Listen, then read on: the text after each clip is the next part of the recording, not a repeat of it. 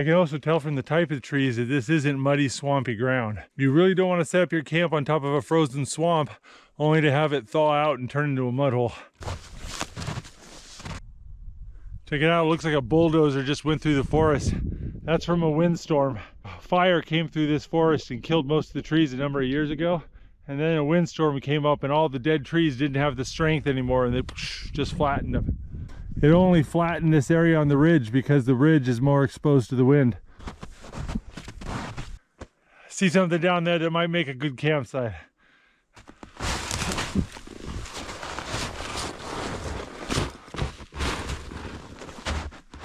It's hard to walk amongst all these downed trees.